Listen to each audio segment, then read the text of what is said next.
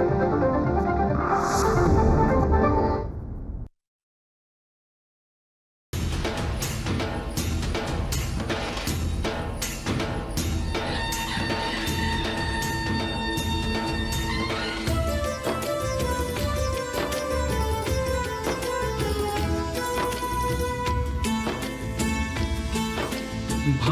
आपुले थोर म्हणून जाहलो मराठी, विश्वाच्या गाभारी गर्जे मराठी. भाग्य आपुले थोर म्हणून जाहलो मराठी, विश्वाच्या गाभारी गर्जे मराठी. गर्जे मराठी, गर्जे मराठी, विश्वाच्या गाभारी गर्जे मराठी. मंडळी नमस्कार. गरजे मराठी प्रस्तुत विश्वाच्या गाभारी गरजे मराठी या कार्यक्रमामध्ये आपल्या सगळ्यांचं मनापासून स्वागत. आज आपण भेटणार आहोत सावनी ग्रुप ऑफ कंपनीजचे संस्थापक आणि अध्यक्ष असलेले राहुल पुराणिक यांना. Rahul Puranik spirit aviation, hospitality, real estate, चित्रपट निर्मिती आणि जागतिक उपक्रम अशा क्षेत्रात उद्योग करत असून ते सावनी ग्रुप ऑफ कंपनीज चालवतात, ज्याचं मुख्यालय अटलांटा, जॉर्जिया इथे आहे. मुंबईत सुशिक्षित कुटुंबात जन्मलेले राहुल पुराणिक इलेक्ट्रिकल इंजिनिअरिंग करण्यासाठी 12वी पूर्ण केल्यानंतर अमेरिकेत गेले. त्यांनी विमानाच्या आवडीमुळे व्यावसायिक पायलट परवाना मिळवला, पण त्याआधी तेल आणि वायू उद्योगात आपल्या कारकिर्दीची त्यांनी सुरुवात केली. राहुल अटलांटा इथे त्यानंतर स्थायिक झाले आणि त्यांनी स्कूल ऑफ हॉर्टिकल्चरमध्ये शिक्षण घेऊन आपला शैक्षणिक पाया वाढवला. त्यांचा उद्योजकीय प्रवास एका ब्युटिक वाईन शॉपपासून सुरू झाला, ज्यातून ऑस्ट्रेलियातील वाईन यार्ड प्रॉपर्टी त्यांनी यशस्वीरित्या खरेदी आणि विक्रीही केली. त्यानंतर त्यांनी जॉर्जियामध्ये पेय मॉल बांधण्याचा अनुभव घेतला आणि समांतर बांधकाम व्यवसायाद्वारे मध्यम श्रेणीची काही हॉटेल्स बांधली. राहुल यांनी 3 एअरलाईन स्टार्टअप सुरू केले, यामध्ये 2 प्रवासी आणि कार्गो स्टार्टअपचा सहभाग होता. आर्थिक आव्हानं आली त्यावर मात करण्यासाठी रोख प्रवाह निर्माण करण्यासाठी त्यांनी आफ्रिकेत हिरे आणि सोन्याच्या खाणकामात पाऊल टाकलं आणि तिथलाही अनुभव मिळवला. कोविड काळात राहुल यांनी दक्षिण कोरियामधून प्रीमियम PPE उत्पादनं आयात करून पुरवठा करून ती अमेरिकेतल्या राज्य सरकारला पुरवली. त्यानंतर ते आणखी एका क्षेत्रात पडले. 2011मध्ये राहुल यांनी एका फ्रेंच डिस्टिलरीत गुंतवणूक केली आणि प्रीमियम ब्रँड पुरानिक लॉन्च केला. त्यानंतर डिस्टिलरीचं नाव विनेट पुरानिक असं त्यांनी ठेवलं, जे आता फ्रान्समधील सर्वोत्तम डिस्टिलिंग आणि बॉटलिंग सुविधांपैकी एक म्हणून ओळखलं जातं. राहुल यांनी पिक्सेल डिस्टिलरीचा वापर करून स्कॉटलंडमध्येही त्याचा विस्तार केलाय. राहुलने अलीकडे चित्रपट सृष्टीतही प्रवेश केलाय. त्यांनी प्रसिद्ध निर्माते महेश मांजरेकर यांच्यासोबत भागीदारी करून पुन्हा शिवाजीराजे भोसले या मराठी चित्रपटाची निर्मिती केली. 250हून अधिक विद्यार्थ्यांना त्यांच्या शैक्षणिक आणि करिअरच्या मार्गांना आकार देण्यासाठी त्यांनी मार्गदर्शन केले. राहुल यांच्या यशाचं श्रेय अर्थातच ते आईवडिलांच्या, आजी आजोबांच्या आणि विशेषतः पत्नीच्या स्वप्नांच्या अढळ पाठिंब्याला देतात. नमस्कार सर, आपलं कार्यक्रमामध्ये स्वागत. नमस्कार शांजी. तर सर, मी आता म्हटलं तसं तुम्ही अगदी लहान वयात महाराष्ट्र सोडलात. म्हणजे एखादा माणूस काय करतो, ग्रॅज्युएशन करतो किंवा MBA करतो आणि नोकरीच्या निमित्ताने परदेशात जातो किंवा शिकण्यासाठीच जातो, पण तुम्ही तर 12वी झाल्याच अमेरिकेत शिकायला गेलात. तर ही तुमची सुरुवात कशी झाली? म्हणजे महाराष्ट्राच्या सीमारेषा तुम्ही इतक्या लहान वयात कशा काय ओलांडल्यात? सो मी विलेपार्ल्याला वाढलो, त्यामुळे एअरपोर्टच्या फार जवळ पहिलं तर. आणि रोज घरावरनं विमानात जायचे. दुसरं म्हणजे मी काय म्हणेन की आय एम व्हेरी ब्लेस्ड की मी एका वेल एज्युकेटेड फॅमिलीमध्ये जन्मलो. त्यामुळे इंजिनिअरिंग करणं हे तर म्हणजे माझे आजोबा पण इंजिनियर, वडील पण, फॅमिलीजमध्ये इतर इंजिनियर्स किंवा डॉक्टर्स. आणि अमेरिकेला यायची मला पहिल्यापासून इच्छा होती. ज्या काही गोष्टी ऐकायला मिळाल्या, ज्या काही वेगवेगळ्या लोकांकडनं, आमच्या नातेवाईक सतत ट्रॅव्हल करायचे.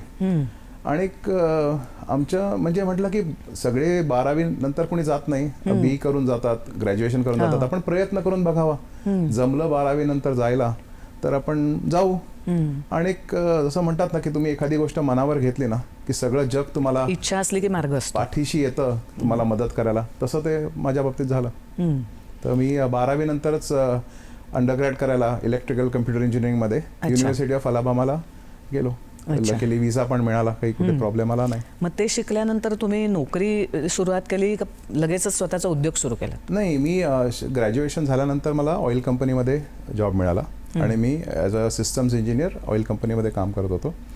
आणि जसं मी म्हटलं विलेपार्ल्यात राहिल्यामुळे विमानांची खूप आवड आणि मला पायलट व्हायचं पॅशन खूप होतं. अच्छा. तर मग मी फ्लाईट स्कूल जॉईन केली आणि मी कमर्शियल पायलट आहे. मी बोईंग 737 पायलट आहे.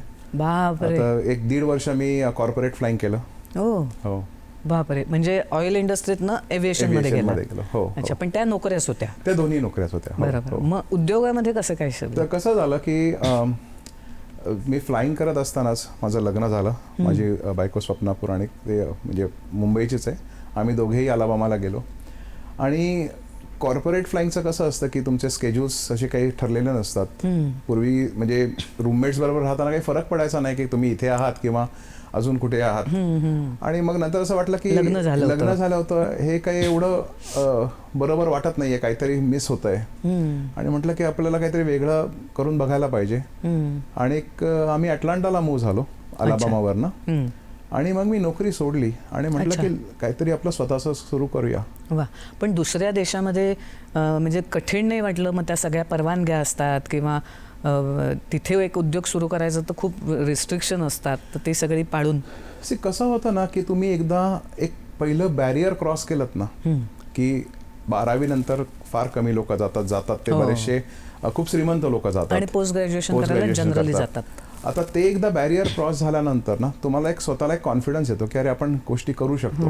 तिथलं वातावरण कळलेलं असतं 5-7 वर्षात. दुसरं मी कॉर्पोरेट फ्लाईंग करायचो ना, तर मी बऱ्याचसा माझा फार आयुष्यात लवकर अनुभव मला सगळ्या सिनियर मॅनेजमेंट बरोबर मिळाला की ते कसा विचार करतात, ते काय करतात. आता एखाद्या दिवस असं मीटिंग झाली आणि वेदर चांगली असली की ते सगळे म्हणायचे की चला आपण गोल्फ खेळायला जाऊया.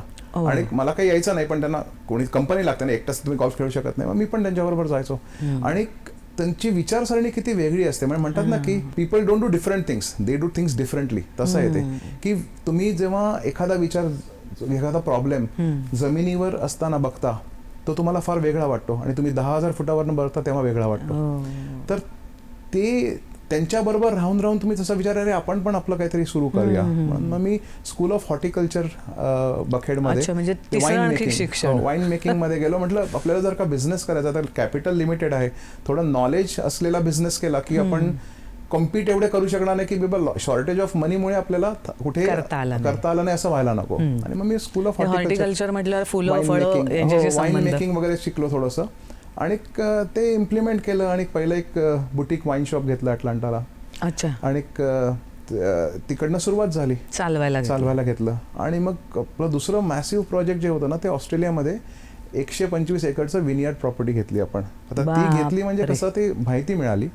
पैसे तर काय आपल्याकडे नव्हते काही, पण फार लहान वयात तिकडे गेल्यामुळे आपल्याला काही ओळखी झाल्या होत्या. म्हणजे आता तुम्ही जर का छोट्या गावात बघितलं ना, मी अलाबामा टस्कलोसाबद्दल बोलतोय की डॉक्टर्स किंवा बिझनेसमन अशाच फॅमिलीज असतात मोस्टली छोट्या ह्याच्यात. तर हाय नेटवर्थ इंडिव्हिज्युअल्स आपण ज्यांना म्हणतो. आणि त्यांच्या पुढे मी एक प्रपोजल केलं. त्यांनी मला 6-7 वर्ष पाहिलं होतं लहानपणापासून की अरे मी इन्व्हेस्ट करीन एका प्रोजेक्टमध्ये, तुम्हाला रिपोर्ट आणून देईन, ड्यू डिलिजन्स आणून देईन, आणि जर का तुम्हाला त्याच्यातले नंबर्स पटले तर तुम्ही इन्व्हेस्ट कराल का. अच्छा. आणि जर का नाही पटले तर माझे जे पैसे ड्यू डिलिजन्सला गेले ते जाऊन देत. अच्छा. आणि एक चांगलं प्रपोजल दिलं होतं की first 20% of the profit is yours, after that will split 50-50. So you will be the first one to get the return. आणि समहाव ते क्लिक झालं. ऑस्ट्रेलियामध्ये आपलं व्हेरी सक्सेसफुल. अमेरिकेत राहून ऑस्ट्रेलियामध्ये तुम्ही जागा घेतली. आणि तेव्हा ऑस्ट्रेलियन वाईन्स ना अमेरिका हे फार मोठं मार्केट मिळत होतं. त्यामुळे एका वर्षातच आम्हाला 4x एक्झिट करून आम्ही बाहेर पडलो. अच्छा. म्हणजे प्रॉफिट झालं आणि तुम्ही विकलं. आणि मग सगळ्यांचे पैसे परत देऊन आपल्याकडे काहीतरी एक भांडवल आलं. आणि मग तेव्हापासून आपली जर्नी सुरू झाली. पुढे अमेरिकेत त्याचं कसं मोठ्यात रूपांतर कसं झालं ना, तुम्ही जेव्हा एखाद्या छोट्या प्रोजेक्टवरनं मोठ्या प्रोजेक्टवर जाता ना, तेव्हा त्यानंतर परत छोट्या प्रोजेक्टमध्ये यायची इच्छा होत नाही. मग तुम्हाला ती एक म्हणजे काय म्हणतात, आणखी पुढे वरचाच विचार करतो. एक तो नशा म्हणतात ना, पण आता नशा एवढा चांगला शब्द नाहीये की एक इच्छा होते की मोठं करायचंय. तर आपण काय केलं की त्या छोट्या वाईन शॉप पासून आपण म्हटलं की आता आपण बेवरेज मॉल बांधायला सुरुवात करूया. म्हणजे टिपिकली कसं असतं ना की तुम्ही इधर need to be top of the page की you are the biggest in the market और you are should neighbourhood store की बाबा मला पटकन संपलं काहीतरी मी जाऊन घेऊन येऊ. तर आपण म्हटलं की आपल्याला बेवरेज मॉल बांधूया. आणि आपण जमीन विकत exclusive घ्यायचो. beverage एक्सक्लुझिव्ह साच. बेवरेज म्हणजे 15,000 ते 20,000 स्क्वेअर फीटची जागा बिल्डिंग आणि त्याच्यात फक्त ग्लोबल अल्कोहोलिक बेवरेजेस मिळणार. ओ that was our base model. आणि खूप आपण वेगळी जमीन- आयडिया होती. हो, म्हणजे तर- आपण म्हणतो ना, हल्ली नवकल्पनांना हो. खूप महत्व आहे. आणि आपण काय केलं, शहराच्या थोडंसं बाहेर जायचो की जिकडे व्हर्जिन मार्केट म्हणतात ना, अच्छा. की तिथे असं कोणी पाहिलंच नाहीये. आणि थोडी जागा वगैरे पण स्वस्त जागा मिळत स्वस्त, असेल. बिल्डिंग बांधायची, बिल्डिंग बांधल्यानंतर तिकडे म्हणजे बांधकामात सुद्धा त्यामुळे कन्स्ट्रक्शन रिअल इस्टेट मध्ये त्यामुळे शिरला. हो हो. मग कन्स्ट्रक्शनचा अनुभव सुरू झाला. आता बेवरेज मॉलमध्ये म्हणजे कसं आहे की तुम्ही जमीन विकत घेणार, ती जमीन सगळी लेवल करणार, सिव्हिल इंजिनिअरिंग करणार आणि कन्स्ट्रक्शन करणार. मग आता हेच ऍप्लिकेशनने आपण कन्स्ट्रक्शन कंपनी पण सुरू केली आणि आपण हॉटेल्स बांधायला सुरुवात केली. हॉटेल्स चालवायचो नाही, बांधायचो विकायचो, बांधायचो विकायचो. That was our model. म्हणजे ते रिअल इस्टेट झालं. Real estate. Yes yes. मग आता पहिली अमेरिकेमध्ये अशी बेवरेज मॉल काढल्यानंतर तुम्हाला रिस्पॉन्स कसा मिळाला? रिस्पॉन्स खूप चांगला मिळाला. बऱ्याचदा कसं होतं ना की पहिलं प्रोजेक्ट तुमचं सक्सेसफुल झालं ना की एक तर तुमचा कॉन्फिडन्स लेवल खूप वरती जातो आणि तुम्हाला 4 गोष्टी अजून शिकायला मिळतात की हाऊ एक्सपांड कसं करू शकतो. तर आपण कसं करतो आपल्या कंपनीमध्ये की आपले जे स्टाफ आहेत ते सगळे स्टाफ आपण त्यांना शेअर्स देतो कंपनीचे. त्यामुळे we give them the ownership in to the business. म्हणजे त्यांच्यात ती पण भावना येते, तुम्ही नोकर नाही, ownershipची. तुम्ही नोकरी नाही करत इकडे, you are a part of the company. आणि त्यामुळे मग कसं होतं की तुम्हाला म्हणजे लॉयल्टी खूप मिळते आणि ते पण काम मनापासून करतात. नाहीतर मग आपण एक माणूस किती करू शकतो ना. बरोबर. If you have to grow you need a team ना. तर त्याप्रमाणे मग आपण एक एक क्षेत्र वाढवत गेलो आणि आपला फंडामेंटल फॉर्म्युला हाच आहे की आपण nobody is a employee, everybody is a part owner. वा. हां. पण डिस्टिलरीजमध्ये म्हणजे तुमचं शिक्षण इंजिनिअरिंगमध्ये झालं, त्यानंतर तुम्ही पायलट झालात, त्यानंतर हॉर्टिकल्चरचं हे घेतलं. तर ही कसं असतं, आपण एखाद्या बिझनेसमध्ये शिरतो, सगळी कामं जरी आपण करत नसलो तरी आपण जो बिझनेस करतो त्याचं जर आपल्याला थरली नॉलेज असेल आणि वेळ आली तर कामगार नाही आला तर ते आपल्याला बनवता पण आलं पाहिजे, इतकं आपल्याला नॉलेज असेल तर ती पहिली स्टेप आपण मानतो. तर तुम्हाला मग हे सगळं नॉलेज कुठे मिळालं? कसं आहे ना की जेव्हा मी कॉर्पोरेट फ्लाईंग करायचो ना आणि मी आपलं सिनियर मॅनेजमेंट बरोबर सतत असायचो, तर तेव्हा असं लक्षात यायचं की ह्यांचा जो विचार करण्याची जी पद्धत आहे, म्हणजे त्यांना टेक्निकल गोष्टी माहिती असतात कंपनीतल्या सगळ्या, पण त्यांचा पूर्ण फोकस जो असतो ना तो फायनान्शियल मॉडेलकडे असतो. आणि तो तुम्ही जर का एकदा शिकलात ना तर मग तुम्ही ते ऍप्लिकेशन तुम्ही कुठेही करा, सगळीकडे वापरू शकता. ॲज लॉंग एज तुम्हाला नंबर्स समजायला लागले बिझनेसचे की मग लक्षात येतं. कारण टिपिकली तुम्ही कुठलाही व्यवसाय करताना तर त्याच्यामध्ये मला वाटतं एक 10 ते 15% तुमची आयडिया असते जी चांगलीच असली पाहिजे. त्याच्यानंतरचे 25 ते 30% जे आहेत ना ती तुमची मॅनेजमेंट आहे. आणि त्याच्यानंतरचे जे 50% जे आहेत ते प्युअर कॅपिटलायझेशन. म्हणजे तुम्ही जर का अंडर कॅपिटलाइज कितीही चांगली मॅनेजमेंट असो, कितीही चांगला तुमचा व्यवसाय असो, तो सस्टेन होऊ शकणार नाही. त्यामुळे कॅपिटल स्ट्रक्चर हे फार क्रिटिकल असतं आणि ते मला शिकायला लवकर मिळालं. बरोबर. पण तुम्ही हे तुमचं वैशिष्ट्य म्हणायला हवं की अमेरिकेत राहून ऑस्ट्रेलियामध्ये अशी जमीन घेऊन आपण बिझनेस करावा, हे एवढं मोठं दूरदृष्टी ही खूप महत्वाची असते धंद्यामध्ये. ते कसं आहे ना की कधी कधी ना आपल्या म्हणजे झोळीत येतं तसं झालं. हे मी ऑस्ट्रेलियाला गेलोच नव्हतो ऍक्च्युली. ही अपॉर्च्युनिटी आली आमच्या त्या पायलट नेटवर्कमुळे की असं असं आहे आणि कोणाला इंटरेस्ट आहे का, आणि मी जस्ट कम्प्लीट केलं होतं आणि वाईन शॉप छोटंसं घेतलं होतं. म्हटलं अरे आपण बघूया काय करता येत आहे का. म्हणजे रिस्क घेणं सुद्धा धंद्यात खूप महत्वाचं. रिस्क घेतल्याशिवाय तर काहीच होत नाही. म्हणजे कॅल्क्युलेटेड रिस्क तर घ्यायलाच लागते. बरोबर आहे. पण मग आता ऑस्ट्रेलिया झालं, त्याच्यानंतर एकदम तुम्ही युरोपमध्ये या अशा प्रकारच्या डिस्टिलरी काढायचं, ती कशी संधी आली तुमची? त्याच्यामध्ये बरंच गॅप गेली. म्हणजे ऑस्ट्रेलियाचा जो प्रोजेक्ट होता तो 99-2000 मध्ये संपला. आणि त्यानंतर आपण बेवरेज मॉल्स बांधायला सुरुवात केली. सायमल्टेनियसली कन्स्ट्रक्शन कंपनी सुरू केली. कन्स्ट्रक्शन कंपनीमध्ये आपण हॉटेल्स बांधायचो आणि बेवरेज मॉल्स बांधायचो. ते दोन्ही आपण विकायचो. बेवरेज मॉल सुद्धा कसं आपण बांधायचो, त्यानंतर त्याला चालवायचो 3 ते 3.5 वर्ष चालवायचो. त्याचा चांगला रिपोर्ट आला, म्हणजे चांगले P&L स्टेटमेंट झाले आणि चांगलं व्हॅल्युएशन आलं की आपण क्लायंटला विकायचो. आणि आपलं असं रेप्युटेशन झालं होतं की जी मार्केट व्हॅल्यू ना त्याच्या 15% खालीच विकायचो. त्यामुळे आपल्याला कायम बायर्स कायम रेडी असायचे घ्यायला. तर त्या रेप्युटेशन प्रमाणे आपण कंटिन्यू करत गेलो. आणि 2000 पासून 2024 पर्यंत आपला हे चालूच आहे. हा आपला कोर बिझनेस आहे बेवरेज मॉल्सचा. आणि जशी जशी सक्सेस येत गेली ना, म्हटलं ना पॅशन मला एव्हिएशन खूप होती, तर म्हटलं आपण एक एअरलाईन आपली सुरू करूया.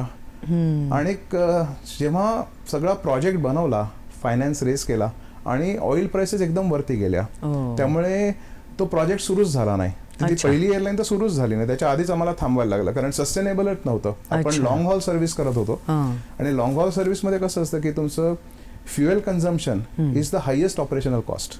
ओ. म्हणजे आता समजा तुम्ही म्हणाल की अरे मी मुंबई गोवा करत असलो तर हे शॉर्ट हॉल झालं, पण आता तुम्ही म्हणाल मी मुंबई लंडन जातोय, अच्छा. तर त्याच्यामध्ये 9 तासाची फ्लाईट आहे, त्यात fuel is a very big component. आता त्यात जर का तुमचे डबल आणि ट्रिपल फ्युएल प्राइसेस झाल्या तर सस्टेनेबल झालं नाही. बरोबर आहे. मग पैसे होते आणि मॅनेजमेंट होती.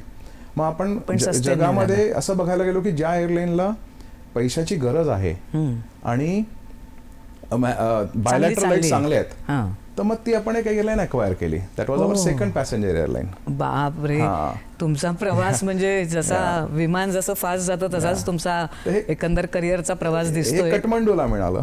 आणि अच्छा. हां, आणि मग काठमांडूला कसं झालं, टायमिंग इज ऑल्सो एव्हरीथिंग ना, तसं म्हणतो तसं. तर टायमिंग म्हणजे तेव्हा 2008 मध्ये पूर्ण ग्लोबल फायनान्शियल क्रायसिस झालेले बघा नेमके. तर त्यामुळे 2009 मध्ये बेसिकली आपल्याला कॅश प्रॉब्लेम प्रचंड आला. तर आता कॅश उभी कशी करायची, कारण एअरलाईनमध्ये म्हटलं की it Burns a lot of cash. आणि आपले जे भारत आहे, नेपाळ आहे, सगळे जे एरियाज आहेत ना, इकडे एव्हिएशन फ्रेंडली पॉलिसीज नाही आहेत. नाहीये. तुम्ही जर का फ्युएल कॉस्ट बघितली तर आम्ही आमचं विमानाचे काठमांडूवरनं निघालं तर फ्युएल आम्ही दिल्लीला भरायचो, कारण दिल्लीपेक्षा जास्ती महाग काठमांडूला फ्युएल होतं. काठमांडूला आहे. आणि त्यामुळे पैसे नाही, मग काय करायचं, पैसे कुठून उभे करायचे. मग कोणी म्हणाला की अरे डायमंड मायनिंग मध्ये इन्व्हेस्ट करा, diamond is a very cash flow cash cow. मग आपण आफ्रिकेमध्ये डायमंड मायनिंग मध्ये गेले, तर ते वर्क झालं नाही. हा मला आता पुढचा प्रवास ऐकायचा आहे, पण त्याआधी आपण एक छोटासा ब्रेक Okay. घेऊया. Yeah. भेटूया ब्रेक नंतर. ओके. विश्वाच्या गाभारी गरजे मराठी. गरजे मराठी प्रस्तुत विश्वाच्या गाभारी गरजे मराठी या कार्यक्रमात आपलं पुन्हा एकदा स्वागत. तर आपण सरांचा अर्धा प्रवास जाणून घेतला होता, आता पुढचा प्रवास त्यांच्याकडून जाणून घेऊया. तर तुम्ही एअरलाईन कंपनी सुरू केली आणि ती नीट चालावी म्हणून डायमंड इंडस्ट्रीमध्ये गेलात. आता डायमंडच्या खाणी आफ्रिकेतच असतात जास्त, त्यामुळे तुम्ही परत आफ्रिका खंडापर्यंत सुद्धा पोहोचलात. तर तिकडे कसे गेलात तुम्ही? सी आता कसं आहे ना की आपल्याला आपण कुठलाही विषय घेतला ना तर तो खोलातनं आपण अभ्यास केला पाहिजे. बरोबर. हे एक अनुभवावरनं आलेलं. तर म्हटलं आपण डायमंडचं ट्रेडिंग वगैरे करण्यात अर्थ नाही, आपण मायनिंग करूया, की आपण माइन्समधनं डायमंड रफ काढायचे, स्वित्झर्लंडला घेऊन जायचे आणि पॉलिश करायचे, कट करायचे आणि मार्केटमध्ये विकायचे. आणि दिस इज म्हणजे असं मला ज्यांनी समजावलं होतं ना त्यांनी सांगितलं होतं की हा फार म्हणजे very strong cash flow business आहे. अच्छा. तर म्हटलं ठीक आहे करून. म्हणजे आता कसं आहे माहिती आहे का की तुम्ही जर का तुमची एअरलाईन वाचवायची आहे तुम्हाला आणि आपले 600 लोक तिथे कामाला आहेत, काहीतरी करून, तर जी काही आपल्याला थोडी आशेचं किरण दिसतं तिकडे आपण जातो की अरे बाबा कदाचित वर्क होईल, कोणी सांगावं, कदाचित आपली म्हणजे कुणाची तरी इच्छा आहे की हे आपलं चालू राहावं. तर बघायचो की आम्ही जे डायमंड्स घ्यायचो आणि सिलेक्ट करायचो ते एक KPC प्रोसेसिंग असते, किंबर्ली प्रोसेसिंग. तर ते गव्हर्नमेंटकडे जायचे ना तर डायमंड बदलूनच मला मिळायचे. म्हणजे समजा 1 लाखाचा डायमंड म्हणायचा तर तो 10,000चा पण निघायचा नाही, जेव्हा आम्हाला झुरिकला मिळायचा तेव्हा. बापरे. आता हे सगळं कसं आहे की आफ्रिकेमध्ये जसं म्हणतो ना, आफ्रिका अतिशय श्रीमंत प्रांत आहे सगळ्याच बाबतीत, पण गव्हर्नन्स एकदम पुअर आहे, लॉ अँड ऑर्डर एकदम पुअर आहे. तर तिथे पैसे सगळे डुबले. अरे बापरे. तर मग अजून एक म्हणाला की अरे नाही, डायमंड नाही, तुम्ही गोल्ड मायनिंग करायला पाहिजे. मग आपण म्हटलं यावेळेला आपण जरा नीट स्टडी करूया. हा, म्हणून आम्ही वेस्ट आफ्रिकेमध्ये सेरालिओन जावाचं आपलं कंट्री आहे बघा, छोटी British colony at one time. तर तिकडे आपण पहिले टेस्टिंग वगैरे केलं सॉइलचं. आणि टिपिकली कसं असतं ना की आपण रेती जेव्हा टेस्ट करतो तर समजा 1 किलो रेतीमध्ये तुम्ही बघितलं की एक अर्धा ग्रॅम किंवा 1 ग्रॅम सोनं मिळालं तर ते गोल्ड माइन ठरलं जायचं. मग आपण कॅनडावरनं इक्विपमेंट सगळी बोटीनी पाठवली तिकडे आणि सुरुवात केली बेसिकली डिग करायला आणि यायला लागलं सोनं. म्हणजे अशी एक वीट, ते मला आठवत आहे साधारणतः आपली कॉस्ट एका विटेची कॉस्ट काहीतरी $35,000 व्हायची आणि आपल्याला झुरिकमध्ये त्याचे 45,000 मिळायचे. असं महिन्याला 2 आल्या 3 आल्या. म्हटलं चला बाबा काहीतरी होतंय दिसतंय. आणि मग नंतर सगळं सोनंच संपलं तिकडचं. मग त्यामुळे तिथेही पैसे बुडले आणि मग शेवटी नाही. पण ह्या तुमच्या अनुभवातून एक शिकायला मिळतंय की कितीही पराभव झाला, पैसा गेला, तरी सुद्धा पुन्हा फिनिक्स पक्षासारखं त्या राखेतून उठून नवीन बिझनेस करत राहिला पाहिजे. हा, म्हणजे हे तेव्हा- तुमच्याकडे बघून शिकायला म्हणजे सारखा जयच मिळत नाही, नाही आपल्याला पराजय पण Actually स्वीकारायला पराजय लागतो. जास्ती झाल्यात माझ्या करिअरमध्ये. आणि मग आलो मी परत घरी अटलांटाला. म्हटलं काय नाही, सगळं डुबलं, एअरलाईन पण डुबली. म्हणजे सर्वात बापरे. दुःखातला दिवस म्हणजे जेव्हा सांगायला लागलं आपण सगळे प्रयत्न केले पण काही नाही सस्टेन होते. आणि तुम्ही बघितलं असेल की एअरलाईन बिझनेसमध्ये म्हणतात ना जसं की जर का भल्या तुम्हाला भल्या एअरलाईन डुबलेल्या आहेत. मिलियनर व्हायचं असेल ना तर बिलियनहून सुरुवात करा आणि एअरलाईन सुरू करा की ते आपोआप मिलियनवर येणार. तसं आहे ते की फार सस्टेनेबिलिटी कमी आहे. म्हणजे तुम्ही जर का विचार केलात तर 1950 पासून आत्तापर्यंत जेवढ्या जगामधल्या एअरलाईन्स सुरू झाल्या आहेत तर त्यांची बेसिकली PNL स्टेटमेंट रेडच आहे. हो, इट्स अनफॉर्च्युनेट बिझनेस. अरे बापरे, तरी लोक जात आहेत. तरी करतात नाही. हाऊसेला काही मोलच नाही आहे ना. त्यामुळे तरी लोक करतात. म्हणजे तुमचा तो एव्हिएशन बिझनेस त्यामुळे ठप्प झाला आणि माइनचा पण ठप्प झाला. सगळं गेलं. फक्त मी आणि स्वप्ना म्हणजे माझी मिसेस आम्ही बसलो, म्हटलं काय आता सुरू करायचं, कारण काहीच. पण ते अमेरिकेतले सुरू होते रिअल इस्टेट आणि अमेरिकेत मॉल, बेवरेज मॉल चालू होते. तर मग विचार केला की अरे आपण जरा हे बघूया की ज्या क्षेत्रात आपल्याला माहिती जास्ती आहे त्याच्यातच सुरू करू. कारण आपण बेवरेज मॉलचे आपले चालूच होते आणि त्याच्यातनं आपल्याला नॉलेज मिळत होतं की कुठले बेवरेजेस चालतात, काय चालतात, कसं. आणि म्हटलं की अरे एवढे आपण ऑरेंज लिक्युअर बघतो, कुठे रॅसबेरी बघतो, चांगल्या क्वालिटीचे मँगो लिक्युअर नाहीच आहे. आणि आंब्याची. म्हणून मग आपण वेगळी कल्पना की म्हटलं आपण महाराष्ट्रातले असल्यामुळे तुम्हाला सुचलेली दिसते हापूस आंबा. महाराष्ट्र असल्यामुळे बऱ्याच गोष्टी झाल्यात पण ही पण त्यातलीच आहे. आणि हापूस आंब्यापासून आपण लिक्युअर बनवूया. आता ती कशी करायची, तर जसं म्हटलं ना की we have to go to the core. मग आपण डिस्टिलरीज मध्येच इन्व्हेस्ट केले पैसे फ्रान्समध्ये. आणि फ्रान्स का केलं, कारण आता फ्रान्समध्ये आलात. हो, की फ्रान्समध्ये कसं आहे की फ्रान्सला एक म्हणजे तुम्ही जर का म्हटलं तर France is non as a wine country. बरोबर, की तुम्ही एखादा फ्रान्सचं प्रॉडक्ट म्हटलं की डोळे झाकून घेता, कारण क्वालिटी अश्युरन्स तुम्हाला नक्की मिळतं. नक्कीच. तर म्हटलं की बेस्ट पाणी फ्रेंच वॉटर म्हणतात ना, कारण वॉडका जे आहे ते फ्रेंच वॉटर, जे मिनरल वॉटर आहे that's one of the purest mineral water आणि व्हेरी टेस्टिएस्ट मिनरल वॉटर. तर म्हटलं म्हणजे त्यांच्या पाण्यालाच ती चव आहे, अप्रतिम चव आहे. म्हणजे इव्हन तुम्ही बघितलं ना एव्हियन वॉटर जे बघा, EVIN, त्याचं तुम्ही पाण्याची चव बघितली तर ते फार वेगळं लागतं. तर म्हटलं त्याच्यापासून आपण आणि हापूस आंबा आपला या दोघांचं फ्युजन करूया. त्यामुळे बेस्ट आंबा आणि बेस्ट पाणी. म्हणजे तुम्ही एक संशोधन पण केलंय असं म्हणायला हरकत नाही आपल्याला. रिसर्च, हा, थोडं रिसर्च केलं पण म्हणजे आय एम शुअर हे कोणीतरी आधी केलं असावं. मला त्याची कल्पना नाही. आंब्याचं हे आम्ही पहिल्यांदाच ऐकलं. म्हणजे पण मग ते कसं केलं असेल, म्हणजे आंब्याचा नुसता फ्लेवर ठेवला? नाही, आपण ऍक्च्युअल आंबा म्हणजे ना जवळजवळ 12 हापूस आंब्याचा रस आटवून एका हापूस आंब्याच्या रसा एवढा आपण सुपर कॉन्सन्ट्रेट, म्हणजे त्याला प्रिझर्वेटिव्हची गरजच लागत नाही. ओके, कारण अशी आपला कुठलाही माल ना food and drug administration Europe काय किंवा अमेरिका काय एवढं स्ट्रिक्ट असतं ना की तुम्हाला म्हणजे तुम्ही म्हणा हे प्रिझर्वेटिव्ह आहे, मग ते परत testing, no preservative, is all natural. पण मग त्याला शेल्फ लाईफ असते की आपण इकडनं आपलं हेल्थ सर्टिफिकेट मिळालं आणि तो तिकडे नेला ना की 3 महिन्यामध्ये तो वापरायला लागतो. हो, अदरवाईज मग त्याचा उपयोग नाही होत. आणि ते वर्क होतं कारण आपण फ्लाईटने पाठवतो मग. आणि मग ते सुरुवात केली. आणि मग डिस्टिलरीमध्ये म्हणजे कसं की पहिली आपली हापूस आंब्यापासून बेसिकली लिक्युअर झाली जी 16% अल्कोहलची, जुडी मँगे म्हणतो आपण त्याला.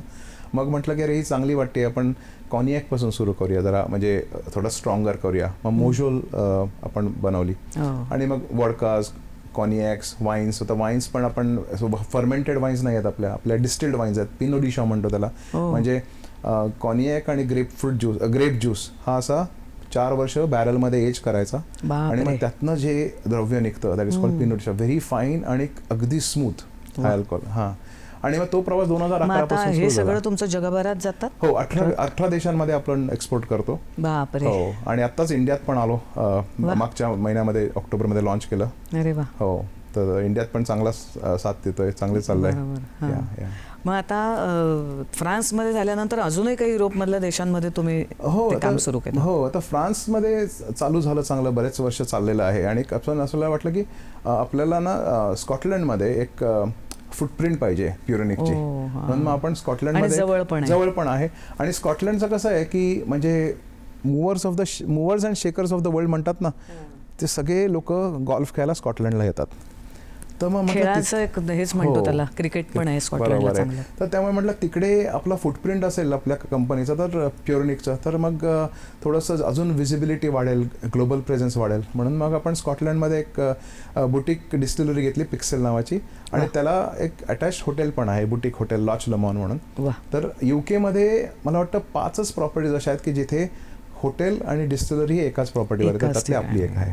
म्हणजे डिस्टिलरी बघणं हे पण एक तिथे एक छान हो, तिथे आपण वाईन आपलं ह्याचे जिनचे क्लासेस घेतो. म्हणजे आता तुम्ही समजा दिवसभर एक क्लास अटेंड केलात ना, तर संध्याकाळी तुमच्या नावाची जिनची बाटली एक सही करून तो मास्टर तुम्हाला तुम्हाला देण्यात देण्यात येईल. ही तुम्ही बनवलेली असं. म्हणजे काय म्हणतो आपण की पर्यटनाबरोबर हॉटेलिंग म्हणजे ते जोडलं तुम्ही त्याला. हो, तर ते चांगलं, म्हणजे आत्ताच सुरुवात झाली आहे. पण आता ह्या एवढ्या देशांमध्ये तुम्ही काम करता, मग तुमची सारखी फिरती असेल. फिरती असते, पण असं आपण म्हटलं ना की आपल्या प्रत्येक प्रोजेक्टमध्ये ना जो प्रोजेक्ट डिरेक्टर किंवा ऑपरेशन्स डिरेक्टर तिकडचा ऑपरेटिंग कोणी असतो. तर काही म्हणजे इश्यू आला किंवा काही चेंजेस करायचे असले किंवा एक्सपान्शन करायचं असलं, काही स्ट्रक्चरमध्ये बदलायचं असलं, तर मग मी जातो. पण माझं ट्रॅव्हलिंग खूप असतं, म्हणजे महिन्यातला 1 आठवडा तरी मी ट्रॅव्हल करतो. बरं, म्हणजे थोडक्यात तुम्ही आता युरोप झालं, आफ्रिका झालं, भारतात आहेच, अमेरिकेत आहेच, ऑस्ट्रेलिया झालं, म्हणजे सगळेच खंड झाले. तर ह्या सगळ्या खंडांमध्ये काम करत असताना तुम्हाला इज ऑफ डुईंग बिझनेस किंवा ते बिझनेसला सपोर्टिव्ह देश आहेत आणि भारताची त्यांच्याशी तुलना केली तर तुम्हाला काय वाटतं? मला वाटतं की ग्लोबली ना बिझनेस एक लँग्वेज आहे. तुम्ही बिझनेस म्हटलात ना की एक वेगळा आनंद आहे, आणि एक समोरचा माणूस सुद्धा एक वेगळ्या उत्साहाने बघत असतो. आणि कसं आहे की म्हणतात ना की if it's a win win it's a deal, if it's a win and a loss it's a steal. तर आपण स्टील नाही करायचं आहे काही, it has to be a deal. So तुम्ही जेव्हा समोरच्याला फायदा कसा होईल, बाबा तुम्हाला जर का फायदा झाला तर मग मला फायदा होईल, हे प्रिन्सिपल लक्षात ठेवलात ना तर सगळं सोपं जातं. यु नो, फक्त स्वतःचाच फायदा नाही बघायचा. नाही, त्याचा शेवट तशी समोरच्याला जर का फायदा झाला तर तुम्हाला फायदा व्हायची शक्यता आहे. समोरच्याला झाला नाही तर तुम्हाला एकदा चुकून माकून होईल, त्याच्यानंतर फायदाच होणार नाही, तो बिझनेसच बंद होईल. बरोबर. पण मग आता एवढ्या सगळ्या देशांमध्ये एवढे वेगळे वेगळे तुम्ही बिझनेस करताय, तर त्यातले असं लक्षात राहण्यासारखा एखादा अनुभव सांगता येईल का? आणि एखादा आव्हानात्मक पण, म्हणजे आता तुम्ही सांगितलं की मला कसं एअरलाईन बंद करायला लागली, खाणी बंद करायला लागल्या. खाणी आपल्या नव्हत्या, आपण राईट्स घेतलेले की सर्टन पिरियड ऑफ टाइमला आम्ही मायनिंग करू. ओके, पण सर्वात चॅलेंजिंग असं म्हणालात ना तुम्ही, तर साऊथ पॅन्डेमिकमध्ये म्हणजे हा अनुभव कोणालाच नव्हता आणि सतत एकदम सगळं स्टँडस्टिल झालं. बरोबर. तर साऊथ कोरियामधनं आपण हेल्थकेअर प्रॉडक्ट्स घेऊन अमेरिकेला आपल्या अमेरिकन गव्हर्नमेंटसाठी सुरुवात केली. पॅन्डेमिकमध्ये. तेव्हा काय व्हायचं, चायनावरनं काही प्रॉडक्ट यायचे, ते एवढे चांगले यायचे नाहीत आणि सगळीकडे सुरू झालं होतं की अरे प्रॉडक्ट मिळत नाहीयेत. तर आपल्याकडे अमेरिकेत पण झालेलं प्रॉडक्ट मिळत नाहीयेत आणि आपल्याकडे युनायटेड नेशन्सचे कनेक्शन्स खूप चांगले होते, कारण आपण युनायटेड नेशन्ससाठी पण काम केलं होतं. अच्छा. तर तेव्हा 2020मध्ये आपल्याला कोरियन गव्हर्नमेंटनी खूप मदत केली. कोरियन गव्हर्नमेंटने त्यांच्या काही एक्सक्लुझिव्ह फार्मास्युटिकल कंपन्यांकडनं, हेल्थकेअर कंपन्यांकडनं आपल्याला प्रॉडक्ट्स आणले आणि मग आपण तेव्हा सॉनी हेल्थकेअर सुरू केली आणि आपण डायरेक्ट गव्हर्नमेंटला सप्लाय करायचो. तर तेव्हा चॅलेंजेस असे आले की एव्हरीथिंग वॉज स्टँडस्टिल ना, सप्लाय चेन सगळीच बंद होती. बरोबर. पण आपण एव्हिएशनमध्ये असल्यामुळे, एअरलाईनमध्ये असल्यामुळे आपल्या काही ओळखी झाल्या की बाबा तुम्ही प्रायव्हेट प्लेन्सनी आम्हाला घेऊन या. आणि मग अशा गोष्टी, म्हणजे कसं ना, सगळं एकमेकांशी जुळलेलं असतं. ते चेन आहे आणि तुम्ही सगळ्यांचे चांगले संबंध ठेवलेत ना तर गोष्टी वर्क होतात. म्हणजे एक बिझनेस तुम्हाला दुसऱ्या बिझनेसकडे बरोबर घेऊन जातो. तो एक चॅलेंजिंग. आणि करोना काळ हा लोकांसाठी होता, पण तुम्हाला तो एक नवीन तुमचा बिझनेस सुरू करायला संधी ठरला. तर मग हेल्थकेअर मध्ये आपण कधीच नव्हतो आणि आपलं कधी रेडारवर पण नव्हतं की आपण हेल्थकेअर मध्ये काही करू. पण एखादा चांगल्या कॉस्टसाठी करता येते, मग आपण ती कंपनी चालू ठेवली आणि आता बरंच रिसर्च अँड डेव्हलपमेंटमध्ये पण आपण त्याच्यामध्ये काम करतो. म्हणजे आपण डायरेक्टली नाही, पण आपण काही इन्व्हेस्ट केलेत कंपनीमध्ये की जे पीडियाट्रिक R&D साठी काम करतो. पण मग त्या कंपन्या कोरियाच्याच आहेत का अमेरिकेतली कंपनी? अच्छा, अमेरिकेतली कंपनी. म्हणजे थोडक्यात आता त्यामुळे तुम्ही हेल्थकेअर मध्ये म्हणजे आलं, थोडंसं नॉलेज यायला लागलंय आणि आनंद मिळतो, मजा येते. बरोबर. म्हणजे जो आता तुमच्या 7-8 क्षेत्रांविषयी आम्हाला कळलं, तर तुम्ही अनुभव सांगत होतात काहीतरी एखादा लक्षात राहण्यासारखा चांगला. सर्वात चांगला अनुभव जो आहे ना तो म्हणजे आपण जेव्हा एखादा प्रॉडक्ट बनवतो, आपण आता फ्रान्समध्ये नवीन एखादा प्रॉडक्ट बनवतो आणि आपण प्रेझेंट करतो कुठे आणि तो अप्रिशिएट झाला ना हां. की त्याचा जो आनंद आपल्या टीमला मिळतो. कारण आपण म्हणजे बाहेर नेला तरी सुद्धा हे फॅक्टरीमधले जे लोक आहेत त्यांना माहिती नसतं ना बाहेर काय काय चाललंय. चाललंय. तर त्यांना जेव्हा तुम्ही येऊन सांगता की अरे आपली आपले लिक्युअर म्हणा product हे आपल्या झालं, अप्रतिम आहे, खूप आवडली, त्यांच्या तो चेहऱ्यावरचा जो आनंद आहे ना तो म्हणजे प्राइसलेस आहे असं मला वाटतं.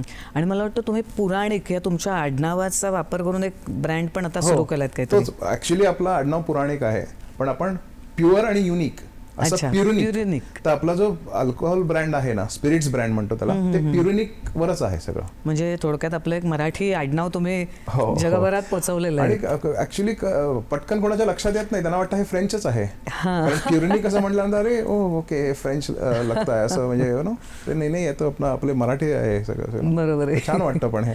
वा. हो. तर तुम्ही तुमच्या आता 7ही क्षेत्रांमधला बिझनेस कसा पुढे पुढे गेला याविषयीची माहिती दिलीत, पण त्याच्याबरोबर तुम्ही आणखी एक महत्त्वाचं काम करतात ते म्हणजे विद्यार्थ्यांना काउन्सिलिंग करणं. कारण तुमच्याकडे आता एवढा अनुभव जमा झालाय तर तो आपण विद्यार्थ्यांना काहीतरी समाजाला देऊया म्हणून हो, ते जे हो, तुम्ही काम हो. करताय त्याविषयी आम्हाला जाणून घ्यायचं आहे. पण त्याआधी आपण एक छोटासा ब्रेक घेऊया. विश्वाच्या गाभारी गरजे मराठी.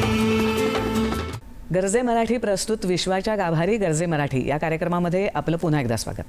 तर आपण आता राहुल पुराणिक सरांशी गप्पा गोष्टी करतोय आणि त्यांनी 7 वेगवेगळ्या क्षेत्रांमध्ये स्वतःचे उद्योग वेगवेगळ्या देशांमध्ये सुरू केले आणि ते कसे सुरू केले, त्यात अपयश पण आलं, यश पण मिळालं, तर ते दोन्ही आपल्याशी त्यांनी आत्तापर्यंत शेअर केलं. आता एवढा मोठा अनुभव मिळाल्यानंतर तो आपण विद्यार्थ्यांना द्यावा यासाठी ते काउन्सिलिंग करत असतात. तर त्याविषयी आता आपण त्यांच्याशी बोलूया. तर विद्यार्थ्यांना आपण काउन्सिलिंग करावं किंवा मेंटॉरिंग करावं किंवा त्यांना सल्ला द्यावा हे तुम्हाला कसं सुचलं आणि आता ते काम कसं सुरू आहे? ते ॲक्च्युली मला नाही सुचलं. महाराष्ट्र मंडळ ऑफ अटलांटामध्ये तेव्हाचे एक प्रेसिडेंट होत्या अलका महेंद्रकर म्हणून, तर त्यांचं एक गुजगोष्टी म्हणून मासिक सुरू केलेलं असतं. त्याच्यात माझा एक लेख होता आणि त्यांनी तो वाचला आणि ते म्हणाले की जर का हे तू शेअर करू शकलास ना आपल्या कम्युनिटीला तर बेनिफिट होईल. कारण आपले बरेचसे IT मध्ये आहेत, आपले डॉक्टर्स आहेत, काही वकील आहेत, आणि तिकडे अमेरिकेत राहणाऱ्यांची मुलं आता पुढे काय जातील, काय शिकायचं. तर हा एक थोडा वेगळा अनुभव आला तर बरं होईल. आणि आम्ही छोटी सुरुवात केली, म्हटलं ट्राय करून बघू. पण त्याचा प्रतिसाद एवढा मिळाला की आवडायला लागलं. आणि त्याचं कसं आहे मुलांचं की either you connect or you don't, असं मध्ये आधे काही नाही, बायनरी सारखं आहे. ओके, त्यामुळे एकतर मुलांना आवडतं की अरे let me here this out, आणि मग ते एक गोष्ट पुढे जाते. आणि नाही मग ते पहिल्याच वीकमध्ये म्हणतात की नाही जमत आहे. ओके, आणि हल्लीची पिढी. हो हो हो. आणि मला वाटतं की म्हणजे मुलांना किती फायदा होतो माहित नाही, मला पर्सनली तर खूपच फायदा होतो की मुलांकडनं एवढं वेगवेगळं शिकायला मिळतं या जनरेशनकडनं की म्हणजे त्यांचे विचार. आणि कसं आहे ना, प्रत्येक मूल माझ्या मतात तरी गिफ्टेड चाइल्ड असतं की त्याच्याकडे काहीतरी स्किल जे असतं. पण बऱ्याचदा काय होतं की आपल्या मराठी, आणि मी काही त्याच्यातून वेगळा नाहीये, प्रत्येकाला वाटत असतं की बाबा सिक्युअर्ड करिअर असावं, बाबा डॉक्टर हो, इंजिनियर हो, बाबा तुला थोडी मराठी माणसाची जी वृत्ती आहे. आणि म्हणजे मी कधी माझ्या मुलांना असं म्हटलं नाही काही त्यांचं केलं, पण ते दोघे इंजिनिअरिंग करतात, मला बरं वाटलं की आहे बाबा काय म्हणजे. पण कितीतरी मुलं जी आहेत ना त्यांचे एक वेगळे स्किल आहेत आणि समाव ते कधी बाहेर येतच नाही किंवा त्यांना एन्करेजमेंट मिळत नाही. आणि जर का असं कुणी त्यांना म्हटलं, मी काही रजिस्टर्ड काउन्सिलर नाहीये, पण किंवा अरे होऊ शकतं, just continue the journey, and sometimes they have seen very good results. आणि मग हे बघितल्यावर आपल्यालाही आनंद होतो की अरे आपण थोडंफार काही केलं, खालीचा वाटा आपला, की मुलाचं थोडं आयुष्य बदललं.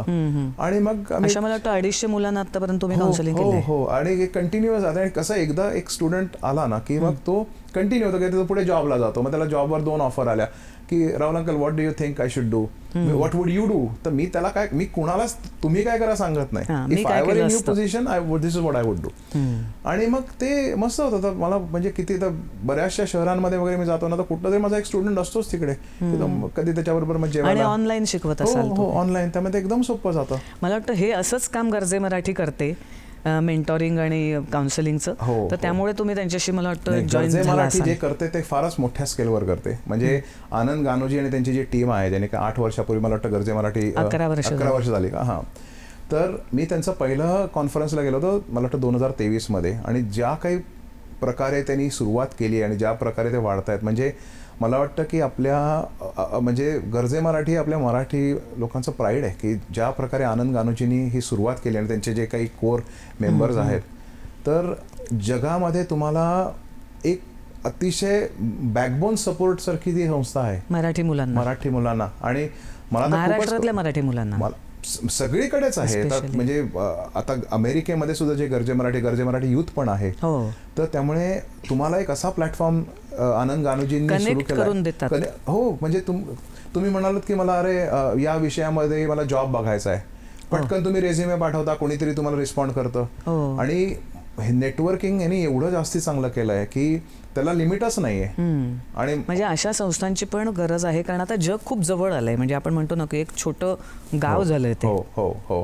आणि मला असं वाटतं म्हणजे की या सगळ्या जर्नीमध्ये मी 2 गोष्टी मला म्हणायच्या वाटतील की फॅमिली सपोर्ट म्हणजे पहिलं माझे आई वडील, माझे आजी आजोबा यांनी खूप सपोर्ट केला. आणि माझी बायको स्वप्ना पुराणिक, म्हणजे she is the backbone of the entire journey. आणि मी म्हणजे त्यांनी तुम्हाला सतत प्रोत्साहन दिलं, पाठिंबा दिला की जे काय करतोयस मी आणि पाठीशी. जर का अपयश आलं तरी सुद्धा त्याच्यात मी मी आहे, पाठीशी आहे. कारण हां. असं प्रत्येक गोष्टीत यश मिळत नाही. बरोबर आहे. आणि हा स्ट्रॉंग सपोर्ट शिवाय पॉसिबलच नव्हतं. बरोबर आहे. त्यामुळे तुम्ही जाता जाता आता तरुणांना महाराष्ट्रातल्या तरुणांना की नुसत्या नोकऱ्या न करता उद्योजक व्हा, नोकरी न करता तुम्ही 10 जणांना नोकऱ्या देणारे बना, यासाठी जे आपण प्रयत्न चाललेले आहेत, तर अशा मुलांना तुम्ही काय सल्ला द्याल? 100% मला असं म्हणायचं आहे की पहिली गोष्ट ना, ओव्हरनाईट सक्सेस असा काही प्रकार नसतो. हे पहिलं डोक्यातनंच काढून टाकायचं. हे कोणी म्हणत असेल ना की अरे मी आज 2 दिवसात स्टार झाला, तर झालाच तर तिसऱ्या दिवशी परत खाली येशील. It is a journey. आणि बिलीव्ह इन युअर सेल्फ. आपल्याला बऱ्याचदा मला असं वाटतं की लोक काय म्हणतील, शेजारचे बाजारचे काय म्हणतील, समजा मी अपयश आलं तर मला सांगते, आधीच सांगितलं होतं करू नकोस. हा विचार करू नका. तुम्हाला स्ट्रॉंग कन्व्हिक्शन वाटते ना, आयुष्यात असं व्हायला नको की मी हे करून बघितलं असतं तर माझं आयुष्य बदललं असतं. करून बघा, आणि नाही जर का झालं तर त्याच्यातनं शिका. खाली पडणं इज नॉट अ प्रॉब्लेम. खाली पडल्यावर परत उठता यायला पाहिजे आणि ही क्षमता ठेवा. कारण आपल्याकडे प्रचंड टॅलेंट आहे. आणि मी जेव्हा जेव्हा बघतो आपल्या महाराष्ट्रामध्ये सुद्धा की एवढी टॅलेंट आहे, पण त्यांना 2 गोष्टी आहेत की त्यांना एक तर माहितीच नसतं, एक्सपोजर नसतं, आणि सेल्फ कॉन्फिडन्स हा थोडासा कधी कधी लॅक होतो. तर तो बिल्ड करा की नाही आपल्याला जमेल. आणि आपण म्हणतो ना, अपयश ही यशाची पहिली पायरी आहे. त्यामुळे त्याच्यात ते खचू नका, पुन्हा ट्राय करा. अगदी. आणि नक्की 100% पुढे तुम्हाला चांगलंच होईल, यश मिळणार. हो हो. ही एन्जॉय द जर्नी. डेस्टिनेशन नाही आहे हे. Enjoy the journey. Life is a journey, not a destination. खूप छान सल्ला जाता जाता तुम्ही सर दिलात. आणि तुमचा संपूर्ण जीवन प्रवास आम्ही थक्क करणारा असा ऐकला या कार्यक्रमाच्या निमित्ताने. आणि या कार्यक्रमाच्या निमित्ताने तुमचा हा प्रवास महाराष्ट्रातल्या सगळ्या जनतेला आम्हाला ऐकवता आला. तुम्ही इथे आलात, खास वेळ काढून अगदी अमेरिकेतून, त्याबद्दल मनापासून धन्यवाद. Thank you so much. मला खूप आनंद झाला तुम्ही मला बोलवलं तिकडे. आणि मी तुमचे सगळ्या तुमच्या टीमचे, दूरदर्शनचे आणि गरजे मराठीचे आभारी आहे की मला इथे बोलवलं. Thank you so much. तर मंडळी, पुढच्या आठवड्यात आणखी एका अशाच यशस्वी मराठी माणसाशी गप्पा गोष्टी करूया. या भागात इथेच थांबूया. नमस्कार.